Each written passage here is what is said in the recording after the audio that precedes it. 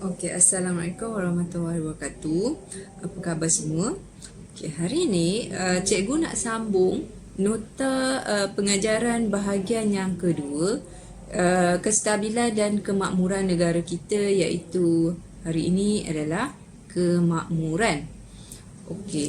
Pada minggu yang sebelum ini, cikgu dah bagi penerangan mengenai kestabilan dari segi sistem pentadbiran. Okey, hari ini cikgu akan terangkan mengenai kemakmuran di negara kita. Okey, pertama sekali, negara kita sebenarnya terkenal di peringkat antarabangsa kerana kita memiliki kekayaan hasil bumi dan sumber alam daripada hasil galian. Okey, tanah kita juga subur, kita ada banyak sumber makanan, laut, flora dan fauna.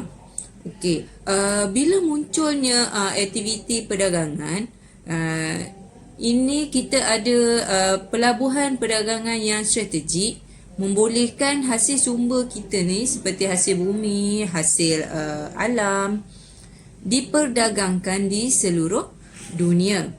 Okey, kemuncak kemakmuran negara kita ni ialah perkembangan kegiatan intelektual dan persuratan. Okey, mari kita tengok apa dia hasil bumi dan hasil alam yang ada di negara kita. Okey, kamu boleh rujuk muka surat 6 di buku teks. Okey, yang pertama, negara kita kaya dengan hasil galian seperti biji timah, emas dan perak. Okey, pada peringkat awal, kegiatan melumbung biji timah dan emas dijalankan oleh masyarakat tempatan. Okey, mereka menggunakan kaedah mendulang dan melampan. Okey, kaedah mendulang ni banyaknya dilakukan di kawasan sungai kerana biji timah didapati lebih banyak di lembah sungai. Okey, seterusnya negara kita juga pengeluar kepada hasil sumber hutan seperti rempah ratus, damar dan rotan.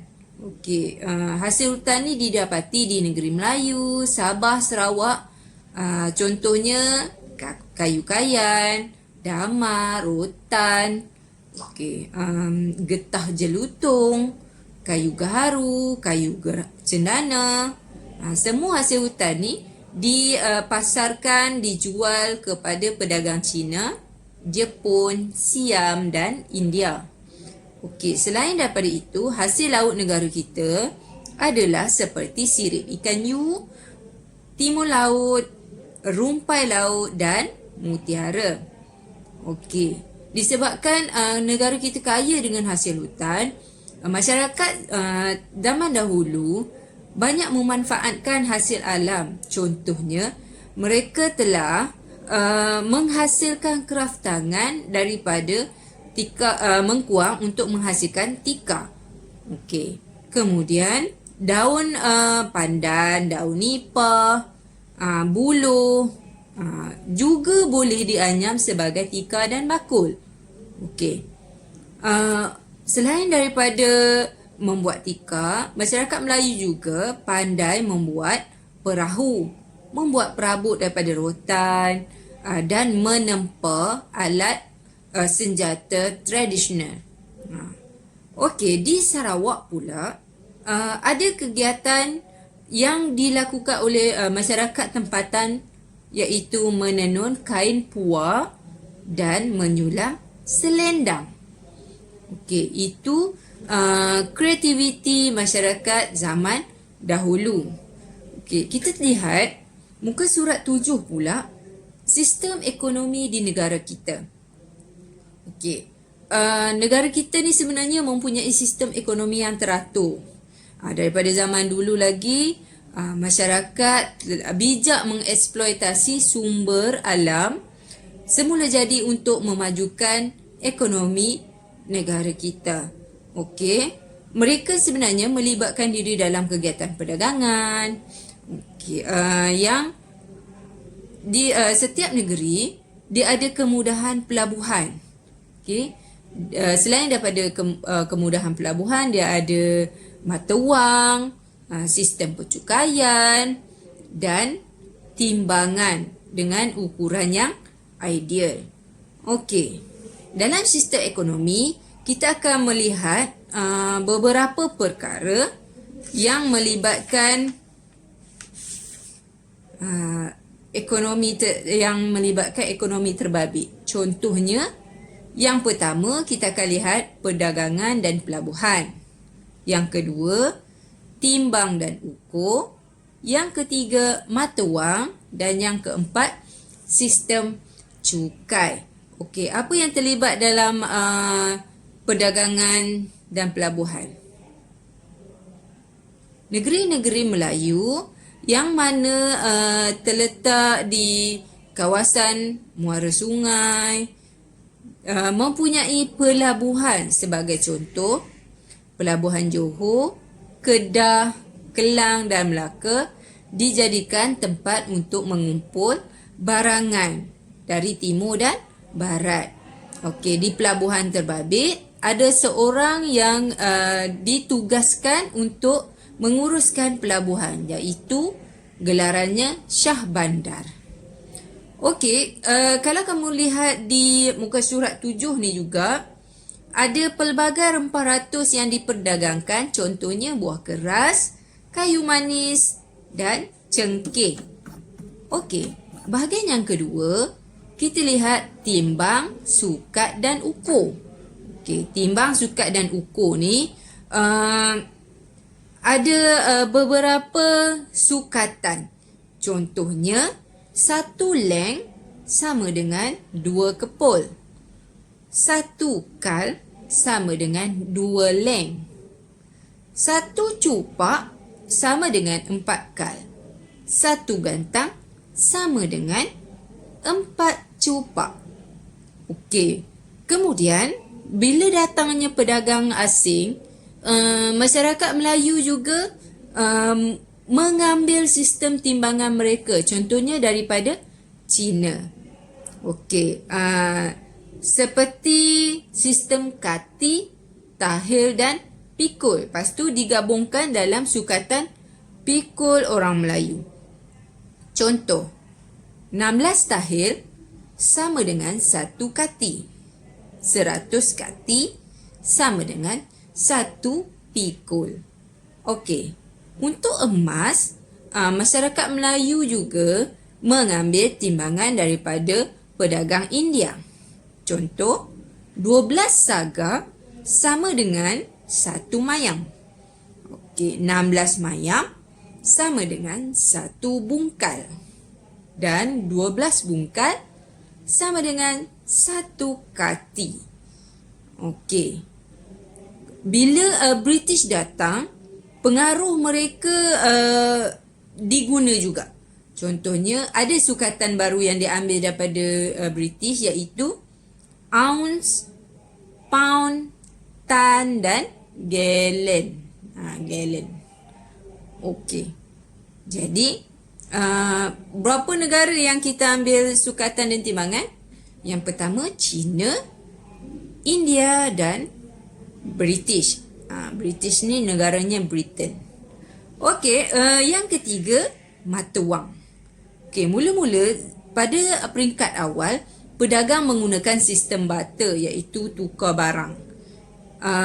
Bila perdagangan semakin rancak, wang logam digunakan daripada timah dan emas.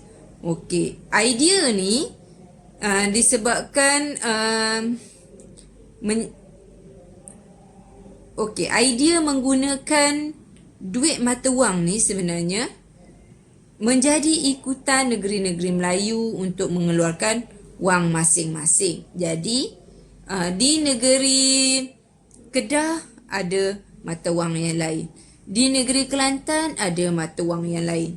Di negeri Terengganu pun ada mata wang yang lain. Okey. Perkara yang keempat adalah sistem percukaian. Okey, sistem percukaian ni terjadi apabila aktiviti perdagangan semakin berkembang. Cukai adalah bayaran yang dikenakan atas hasil pelombongan, pertanian, hasil hutan dan perdagangan. Ini kerana cukai ni adalah sumber pendapatan pemerintah kemudian disalurkan untuk memakmurkan negeri. Okey, boleh ke faham setakat ini? Okey, cikgu ulang balik. Kemakmuran negara kita ada dua perkara, iaitu hasil bumi dan hasil alam. Yang kedua adalah sistem ekonomi. Daripada hasil bumi menyumbang kepada sistem ekonomi negara kita. Sistem ekonomi negara kita pula mempunyai sistem yang teratur dari segi pelabuhan, daripada timbang dan sukat, mata wang dan percukaian. Mudah untuk ingat, sistem ekonomi, pelabuhan, perdagangan, timbang sukat, mata wang dan percukaian. Okey, boleh? Okey, selepas itu, cuba lihat muka surat 8. Muka surat 8 ni adalah kegiatan intelektual. Okey, bahasa mudahnya adalah pendidikan. Okey, negara kita zaman dulu ada dua jenis sistem pendidikan. Satu secara tidak formal, dua secara formal. Maksudnya, pendidikan tidak formal ni didapati ataupun dipelajari melalui pemerhatian, ajaran keluarga. Okey, pendidikan formal ni diajar ada guru, ada tempat belajarnya, ada kitab. Okey, kamu boleh lihat muka surat 8. Okey, pendidikan tidak formal bermula daripada pendidikan awal dan asuhan dalam keluarga. Okey, setiap kanak-kanak dalam keluarga tu diajar kemahiran untuk bercucuk tanam, untuk menangkap ikan, bertukang, menghasilkan keras tangan. Mereka juga diajar ilmu agama, berpekerti mulia, cara berkawan dan menjaga maruah. Okey.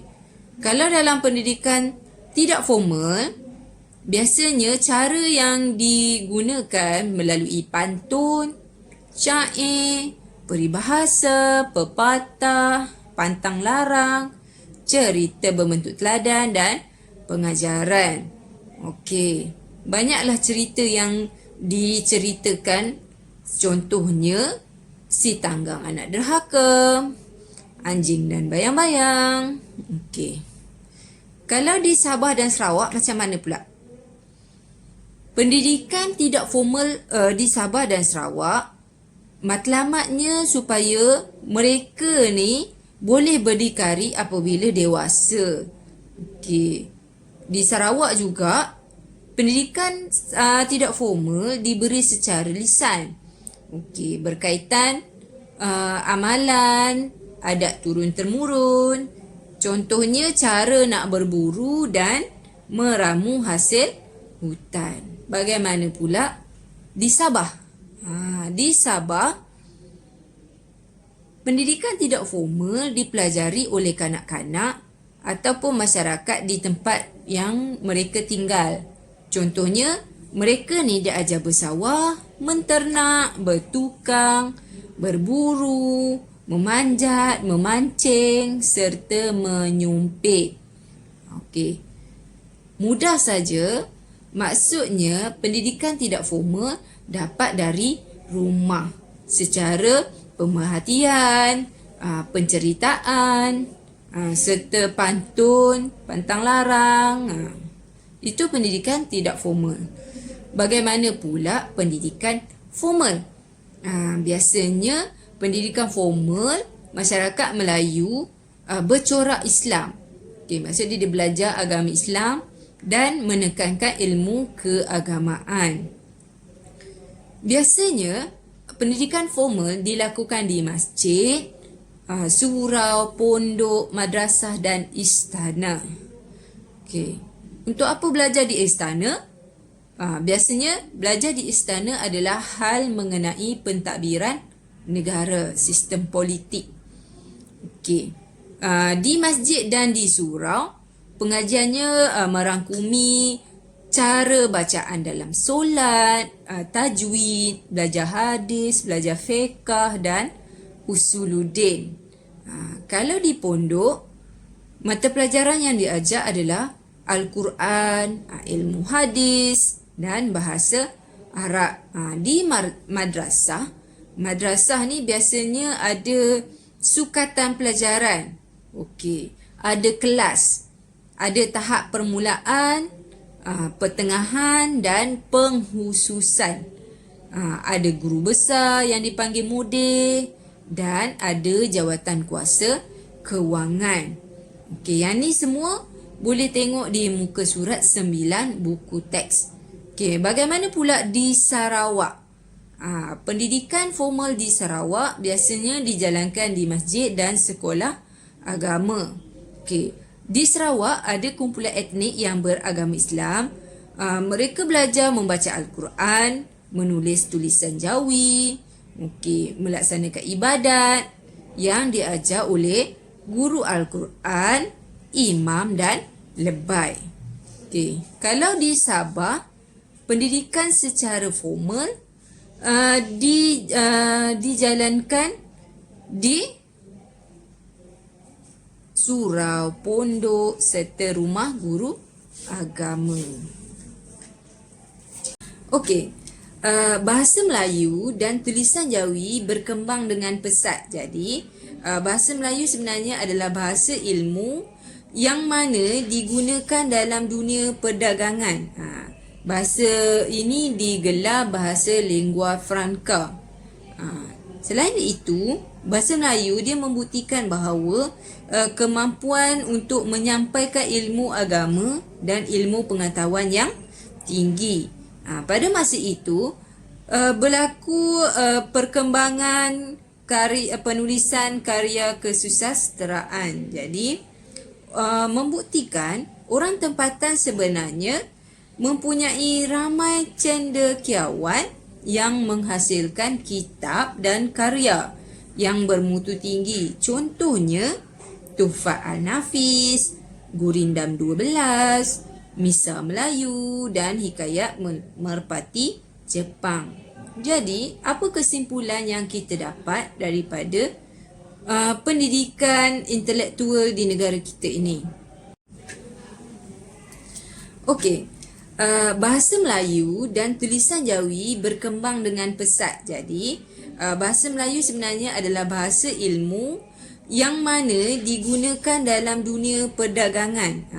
Bahasa ini digelar bahasa lingua franca. Selain itu, bahasa Melayu dia membuktikan bahawa kemampuan untuk menyampaikan ilmu agama dan ilmu pengetahuan yang tinggi. Pada masa itu, berlaku perkembangan penulisan karya kesusasteraan. Jadi, membuktikan orang tempatan sebenarnya mempunyai ramai cendekiawan yang menghasilkan kitab dan karya yang bermutu tinggi. Contohnya, Tuhfat Al-Nafis, Gurindam 12, Misal Melayu dan Hikayat Merpati Jepang. Jadi, apa kesimpulan yang kita dapat daripada pendidikan intelektual di negara kita ini? Okay, sebagai rakyat Malaysia, kamu seharusnya berbangga bahawa kestabilan dan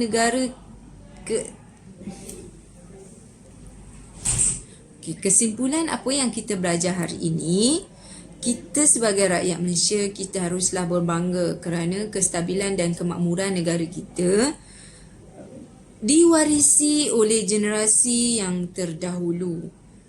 Sepatutnya kita berusahalah dengan bersungguh-sungguh untuk membangunkan negara kita sendiri. Jadi, kita haruslah bertanggungjawab mempertahankan identiti bangsa kita.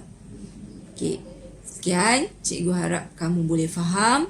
Boleh mesej cikgu tanya sekiranya terdapat bahagian yang tidak faham. Okey, sekian.